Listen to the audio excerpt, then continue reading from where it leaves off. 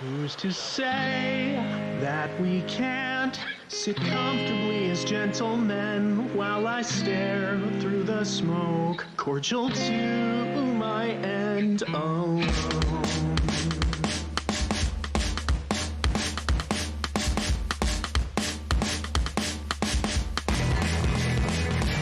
Who's to say that we can't sit comfortably as gentlemen while we stare at the ash? What we would have been, who could have known, good intent lead to moments of regret. Be more scared of the past than what hasn't happened yet. Everybody seems to have forgotten to be sensible, but I love you. They need you. I wanted you to know.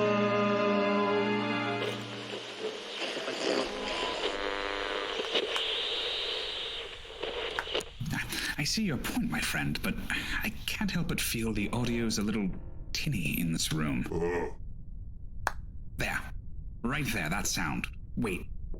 Listen. You see, put a pillow there for now. It's a cockpit, not a sound studio.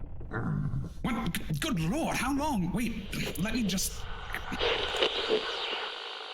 Hello, and good welcomes to you all, my fine gentlemen journeyers. And welcome to High Tales and High Adventures on this, my dimensional romp. Today, at long last, we will begin our exploration of the Quincy Queen in all her slightly diminished glory. Glory, that was cleverly done, and with no free hands at all. Capital work, Benny. Oh, heavens, we are joined again by our trusty assistant homunculus, Benny. He sadly must move about the semi-portable broadcasting gear while everything is still on the fritz. Say hello to your listeners, Benny. Lovely. Now, before we get to it, the laboratories are still a sight, so contact with my adrift sister is at the moment impossible. Now, curses from several varying elves. It's very particular. I'll get the board back up. As you can hear and imagine, things are rather rough. In our spat with the Serpent Queen, she made her displeasure known through the cockpit window and right into your former pilot's face. Nasty business, not fully unexpected. Eric was full of fire and had an ocean of fight in him. Though I think the end results show his courage outstripped his good sense when he called her scaly majesty a toothless worm. Moxie aplenty, but we could have just repainted the hull. I would have much preferred that than the loss of our pilot. I was quite fond of him. However, this can be expected. Adventure is never safe and often demands a price. So to start, the large double wind/cosmic shield has a massive serpent-shaped hole punched through it. The pilot seat, main control panel, the overhead lights, and most of the systems have been at this moment ripped out or crushed savagely. Brass and steel holds up well in the face of 200 tons of solid muscle and fury, but in the end, well... yes, very true. Eric Buford Jones was our pilot for the last 2 years. He was middle-aged and, as many of you know, a former pirate and foe in this our dimensional journey. Maybe foe is the wrong word. A good, if rough man with a truly inspiring beard and a smart hand with a cutlass. To cover his life here would do the man who became our friend a great disservice. So we will cover some of our adventures together later, when time can be given to do him justice. Yes, I guess I should have known. Starting here would have been somber. Went down swinging like he promised he would, didn't he? Pistol and sword in hand till the end, and in those final moments, he did save us. Right. This is where I will have to spend much of my time in the coming days. Luckily, the engines and drives are in fine working order. I fear if they were not, we would be truly stuck here for good. Then it would be less a show of high adventure and one of desperate survival. I should point out that any pilot of the Quincy Queen must be a rare breed, who can stare into the abyss and not blink. The pilot is the first to see anywhere or when we arrive. They also must stare into the ripples in space and time to guide us safely to that where and when. Right. Benny, do you have the bottle? Thank you. Captain Eric Blacktooth Jones, wherever you are. Know that I am still furious you never explained that silly name to me. Know your whiskey is still cheap paint thinner, and your taste in lovers was ever disastrous and tragic. Of our many pilots, you were the most colorful, and the only one to truly mean it when you claimed you'd be willing to spit in God's eye. Rest poorly, my friend.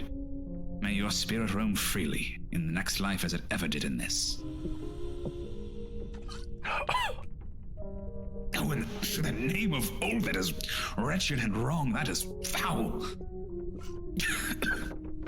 I can almost hear you laughing at me, my friend. You are already missed. Right, he would not want us to stand here being all weepy and grim on his account. Yes, I assume so.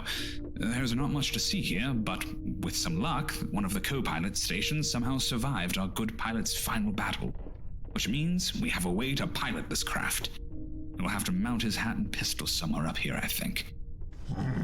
Yes, sorry, you are going to have to move the broadcaster a bit. We will get it back into shape as we continue. Sadly, we will be going from one small place to another, I'm afraid. Careful now, just this way. Wish you could see this. Maybe we can rig something to send pictures. Excuse me, Benny. Terribly sorry to make this harder for you. Right. Where I am now is what is known as the Warlock's Chamber. It's attached to the cockpit and is about, roughly equal size. Yes, give or take some square footage, I think we can assume that. I've tried to measure the place, but like all magic, it's more art than math. Damned annoying. What was that, Benny? No, I don't hear anything. Right. It's 2 floors. Well, more like a floor and 3/4 by my best guess. Like the cockpit, it is mostly brass and copper. It's a bother to keep polished, but these are, as I am frustrated to understand, the best metals for conducting magical energies. At least the ones we're interested in. Gold is better, but we are adventurers, not sultans, so we are not coating every surface in gold. There were several hundred meters of gold wire, and some gold leaf was necessary, but that cannot be avoided. My family set this up before my uncle's time. It's unclear how far back some parts of the Quincy go. 3 generations for sure. I've tried to replace the Warlock's chambers several times, but so far nothing works as well for traveling between the real and the unreal.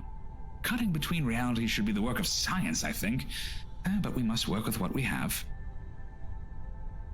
This is really hard without anyone to work off of. No offense meant, Benny. Your stoic presence lends a necessary gravity, I promise you. So, we have in here, in this first chamber, the throne. It is a gaudy and rough thing with many levers and buttons that I am sure do nothing, but I have been told are totally necessary. Behind, we have 2 recessed glass tanks that hold Clements and Wilson. Morning, gents. There are computers, I suppose, and our amplifiers. They're waving. Lovely people. Those 2 we can talk to when we get the Pico transmitters hooked up again. There is a hatch by the door that leads to the rest chamber. It is lined with magically neutralizing metals, and in this case, pig iron. There are some bookshelves built into the walls and a magic circle. It's rather cramped down there, so I will not force Benny to go down. Yes, not having a warlock is a problem I have on my to-fix list. Jennifer may be able to cover, but we will cross that bridge later and not bring up that traitorous warlock because, as I remember, he is the reason we got into this mess. Mages have to be vetted carefully. Too much power leads to dark deeds and ill turns of fate. I know that look, Benny. I know I'm not being fair, but it's been a trying time. Good Lord! Mother of mercy!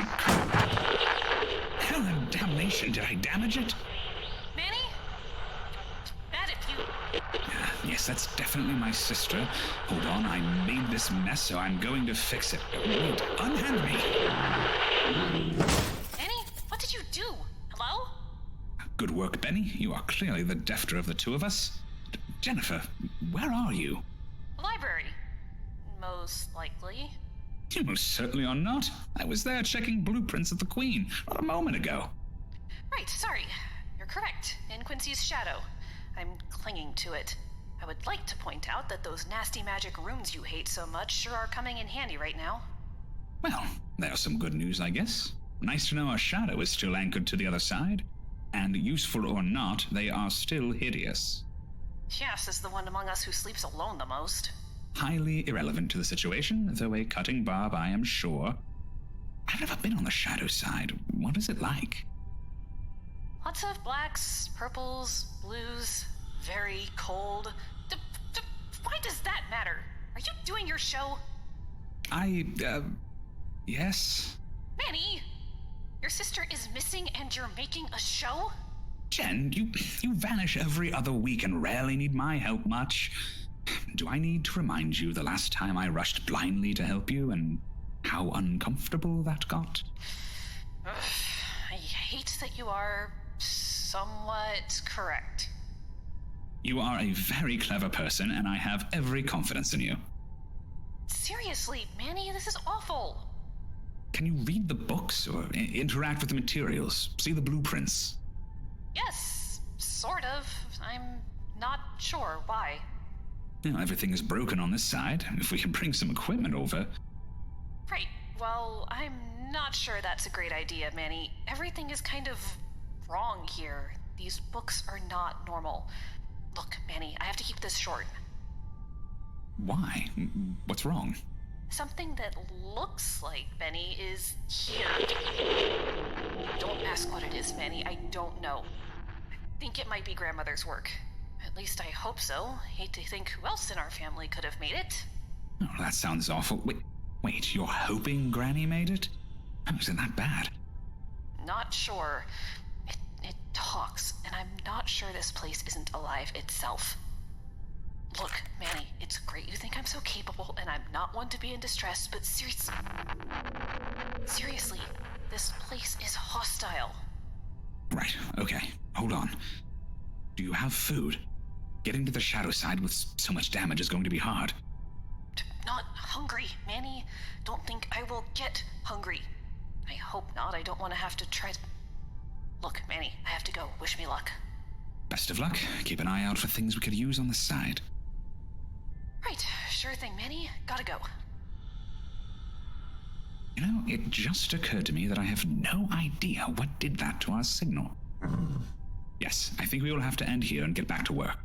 I wanted to cover more, but until we next meet again, in this reality or the next, always remember, no matter who you are or identify as, there is absolutely no reason not to be a gentleman, and even less reason to live a common life.